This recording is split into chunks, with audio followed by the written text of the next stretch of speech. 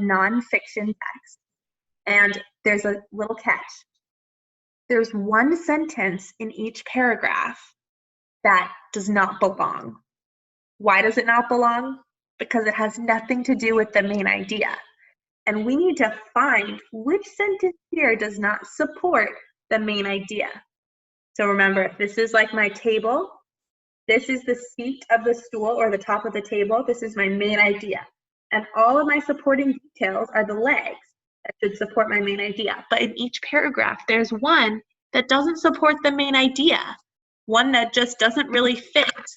And we need to figure out which one that is. So let me share my screen and we will take a look at the first paragraph together. I'm going to read this and I want you to follow along with your eyes and maybe even your finger to make sure that we are in the same part of the sentence. Sharks come in a variety of sizes. Most sharks are between 3 and 10 feet long. The largest sharks can be as long as 48 feet, which is larger than a school bus. The whale shark eats tiny plants and animals. The dwarf shark is only 6 inches long. So, as you can see, there's a wide range of sharks in the ocean. There's a wide range of shark sizes in the ocean. So what I've noticed is our first sentence here says sharks come in a variety of sizes. That means sharks come in lots of different sizes, bigger sizes and smaller sizes and everywhere in between. And they say that again in the last sentence. It says, so as you can see, there's a wide range of shark sizes in the ocean. That's 2 sentences in this paragraph about shark sizes. And I know that a lot of times the main idea in the first sentence or the last sentence. And here the first and last sentence are almost the same. So could that be our main idea, that sharks come in lots of different sizes? Let's look at this slide. This will help us look at each sentence separately because each sentence is in a separate color. We're going to pause here for a second, and I want someone to volunteer to read this a second time, because it's really important to read something at least twice when you're trying to find the main idea. That way your brain can really get used to what's being said and really figure it out.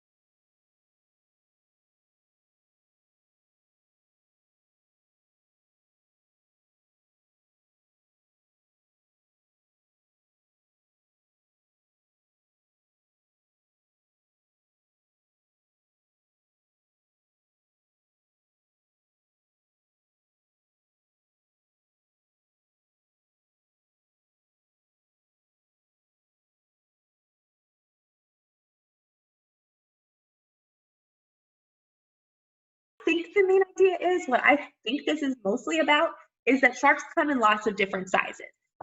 So let's see which sentence doesn't fit that.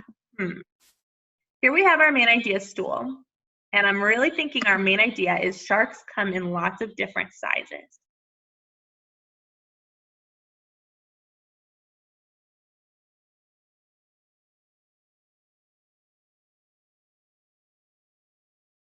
So we need to find out which sentences are supporting details, legs that hold up that stool, and which sneaky sentence does not support that main idea.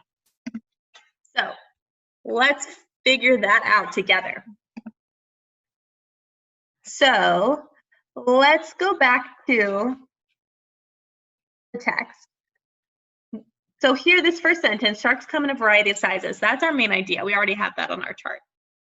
Let's look at the next sentence. Most sharks are between 3 and 10 feet long. Does that support our main idea? That sharks come in different sizes? Give me a thumbs up if you think yes. Thumbs down if you think no. So yes, that does support our main idea, because if we're saying sharks come in lots of different sizes, this sentence is about shark sizes. It's saying that most sharks are between 3 feet and 10 feet long. So that does support our main idea. So we're going to put that right there. That is a leg of our main idea.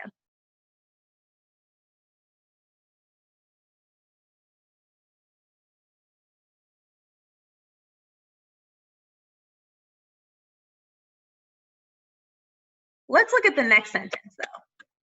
The green sentence. Who can read the green sentence for me?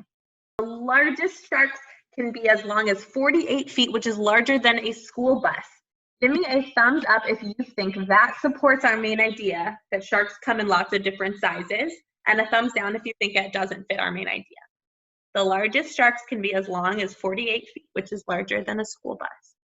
Great job. So that sentence is telling us that sharks can be really, really big, even bigger than a school bus, that they can be as long as 48 feet. So that does support our main idea that sharks come in lots of different sizes. So let's put that as a leg on our stool. There it is. All right, let's look at the next sentence together. The blue sentence. The whale shark eats tiny plants and animals. Go ahead and give me a thumbs up if you think that fits our main idea, and a thumbs down if you think that doesn't fit.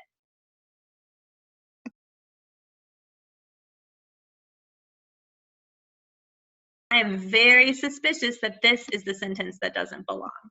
The whale shark eats tiny plants and animals, because we're not talking about what they eat, or at least the rest of the paragraph isn't. The rest of the paragraph is talking about shark sizes. I'm pretty suspicious. But let's keep reading the other sentences to see, just to make sure. So this purple sentence, the dwarf shark is only 6 inches long. Thumbs up if you think that fits. Thumbs down if you think it doesn't fit.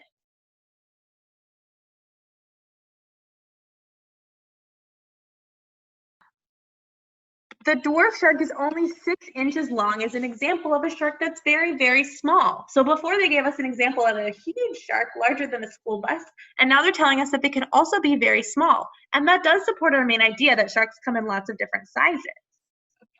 So let's add that.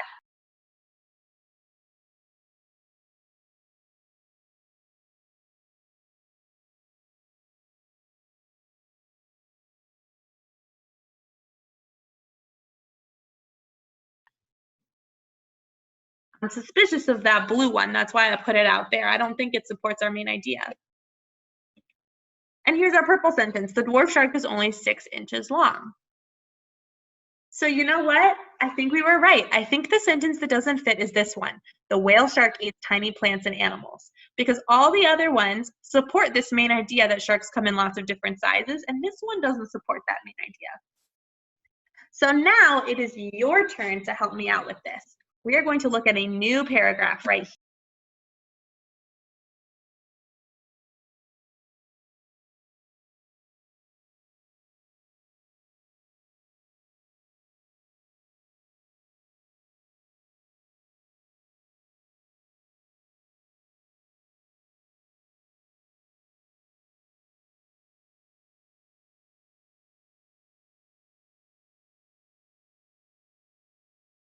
So, any idea what our main idea is here?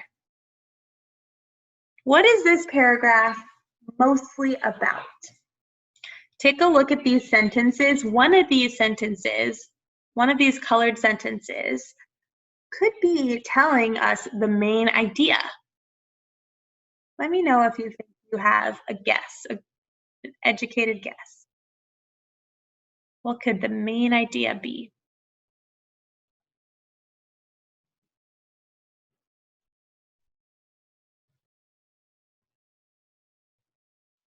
When the writer of this paragraph wrote it, there was a main idea, big idea, that he or she wanted you to really learn and remember. Any clue what that might be? Let's try out that idea. Here we have our stool. Thunderstorms are most likely to happen during the spring and summer months. Let's see if that could be our main idea. Here we have our red circle with a line through it. That's where we're going to put the sentence that doesn't belong. Let's take a look at the yellow sentence. Who can read that for us? This is because the air is often warm and moist. Does that have to do with our main idea?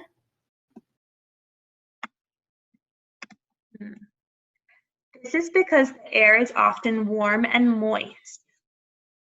Does that have to do with the main idea that we found? I think it does, because in the spring and summer, that's when the air is more warm and more moist. Moist means there's moisture or wetness in the air a little bit. So in the winter, the air isn't as warm, of course. And so I think that does have to do with our main idea. Thunderstorms are most likely to happen during the spring and summer months, because in the spring and summer, the air is often warm and moist. Let's look at the next sentence. When warm, moist air quickly moves upwards, it causes clouds to form and a thunderstorm builds. What do we think about this one?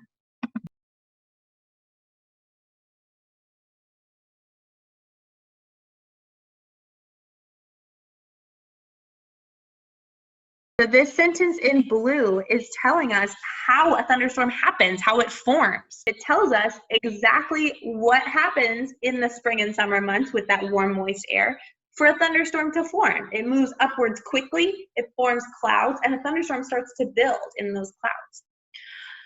All right, so far it looks like our sentences are supporting our main idea. Let's take a look at that last sentence. Many people are afraid of thunderstorms because they're loud. Thumbs up or thumbs down on that one.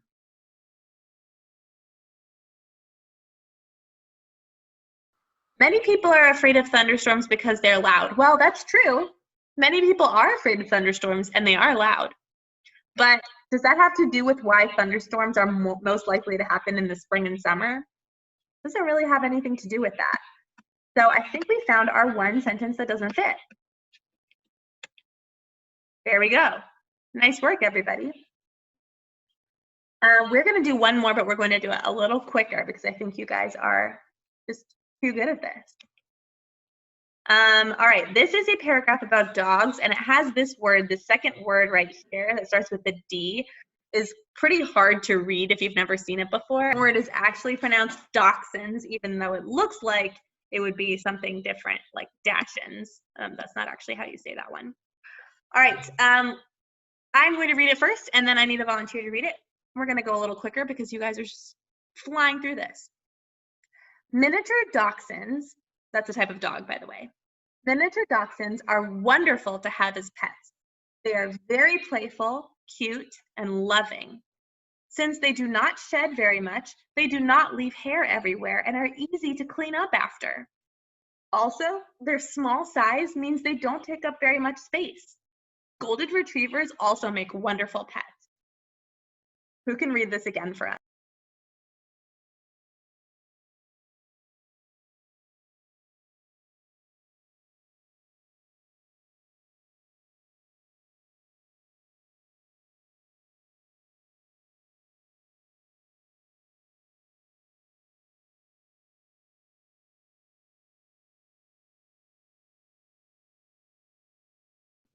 Great job. All right, so now that we've read this twice, let's put each sentence in a different color. When you think you know which sentence here is our main idea, I want you to raise our hand. Which sentence here is what the big picture is?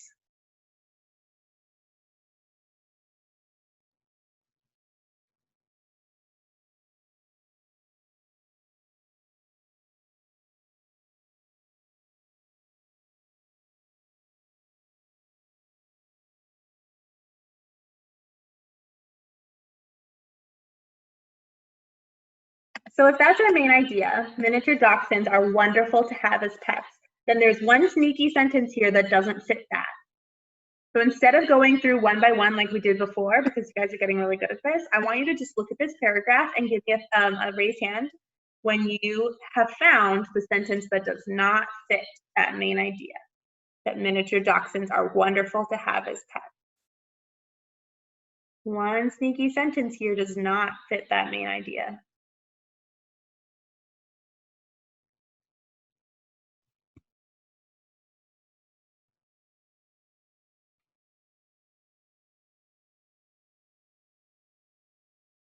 Okay, so we agreed that that purple sentence at the end is talking about a different dog. It's talking about golden retriever.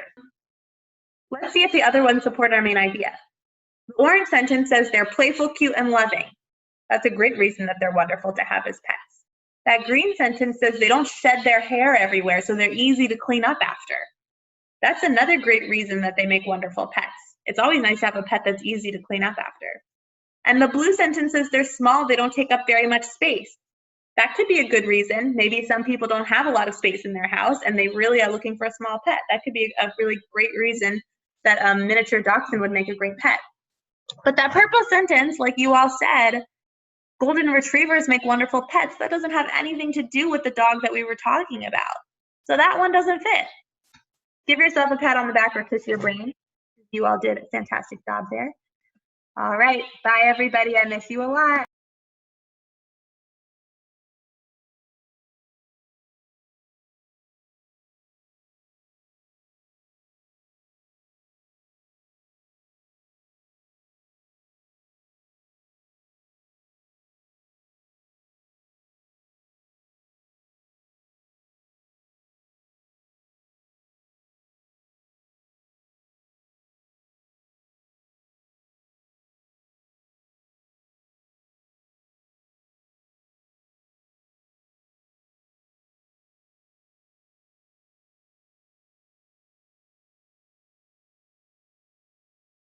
So, I can't stop smiling because I have the best class ever and I love seeing your faces. So we are going to continue talking about main idea today, and we are going to start today with a little chant that we haven't done before, and so I'm excited to introduce you all. It's called an I say, you say chant. So there are parts that I'll say, and there's parts that you say, and it's really easy because the parts that you say are just repeating what I say. So it's kind of like repeat after me, and it's also a do as I do chant because I might do something with my hands, and then you're going to copy what I do. Are you ready? All right, awesome. So, okay, main idea. The big idea. Supporting details. Detail 1, detail 2, detail 3. Each detail supports the main idea. The top of the stool. All right, thank you everyone for following along with that. All right, friends. So, we are going to take a look at a slide, and it has some pictures on it that I'm going to reveal one at a time. And for each group of pictures, there's a main idea that connects them together. I'm going to do the first one, and then you guys are going to raise your hand to volunteer to try the other ones out. This is like a little brain warm-up for us today. Let me go ahead and share my screen. So here in red, it says, what do you think the main idea will be? And under each white box, there's a group of pictures that have some sort of main idea that connects them all together. All right, here we go. I see a dog, a rabbit, and a cat. So my first thought is animals. But a main idea can't just be one word. So I have to find a way to turn that one word animals into a full sentence. There are lots of different types of animals. That could be it. Or, you know what I just noticed? All of these animals can be pets. A dog, a rabbit, and a cat, those are all pets that people can keep in their homes. So maybe the main idea could be there are different kinds of animals that people can keep as pets. Awesome. I'm feeling pretty good about that main idea. I'm going to give myself a pat on the back. Do I have a volunteer who would like to try the next one? And here it is. They are all red. So can we turn that word red into a full sentence? There are, awesome, there are 4 red things. What they all had in common, they're all red. And she turned that into a full sentence. Fantastic. Who would like to try the next one? Ready?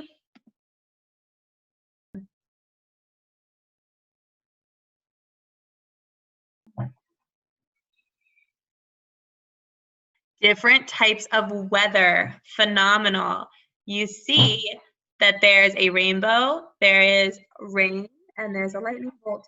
The idea is there are lots of different types of weather. Who would like to try the second to last one? There you go. Very good. They're all different kinds of food. Awesome. He made that a full sentence. He didn't just say food, which is one word. He said there are lots of different kinds of food.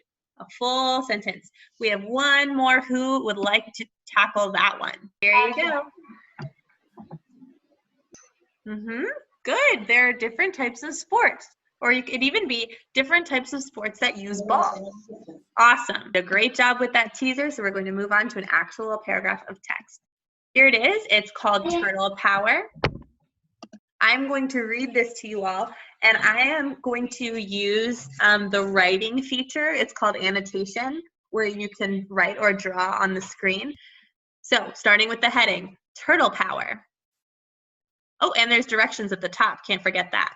It says read the passage, write the main idea, and 3 supporting details. Okay, so now I know I've got to be thinking of and looking for the main idea, the big idea, and the 3 supporting details that support the main idea. Let's read. The shell is an important body part to a turtle. The hard shell protects the turtle's soft body. Animals cannot bite the hard shell. Turtles can pull their legs into their shells. This protects them from predators. They can pull their heads and tail in too. A turtle is lucky to have its shell.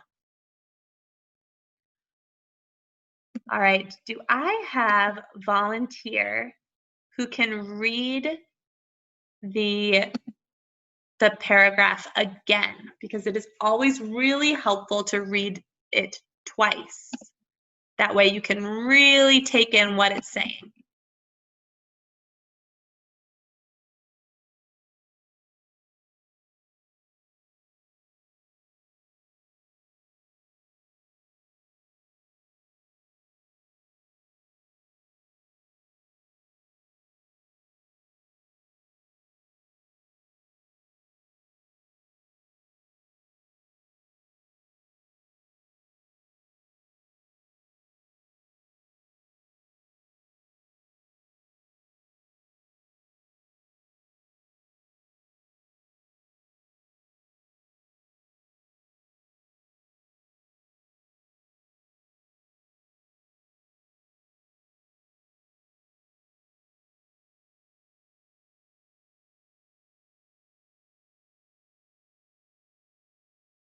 We've read this paragraph twice.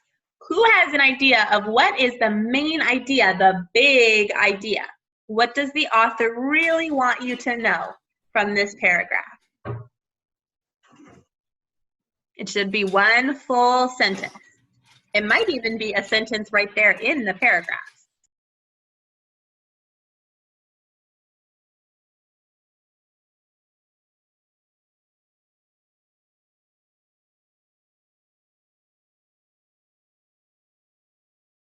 The shell is an important part of a turtle's body.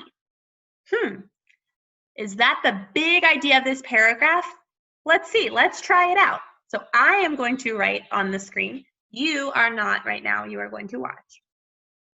So right here where it says main idea, that first sentence in the paragraph, it could be our main idea. The shell is an important body part to a turtle. Now, I know that a lot of times you can find the main idea in the first or the last sentence of a paragraph. So that's a good sign that this is the first sentence in that paragraph. Let's take a look at the last one. A turtle is lucky to have its shell. Interesting. So those kind of go together. It says that the shell is important and that a turtle is lucky to have its shell. Okay, the shell is an important body part to a turtle.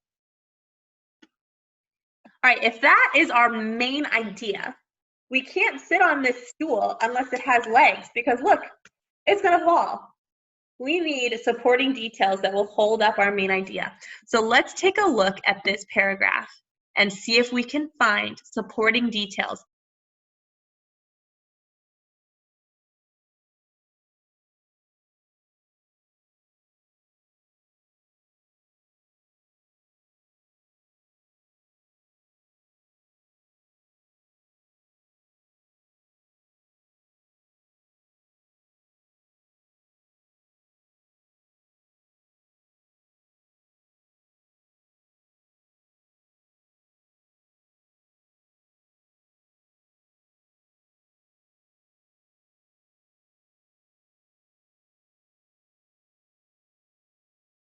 Its shell protects them from predators. Let me find that part, and I'm going to underline it in red. Aha, protects them from predators. Let me ask myself if that is really a supporting detail. Our main idea is the shell is an important body part to a turtle. Does protecting it from predators make it important? Yeah, I would think so. Making sure you don't get eaten by a predator, that's pretty important for an animal like a turtle. So yes, that is a supporting detail. Great job. Raise your hand if you see another supporting detail.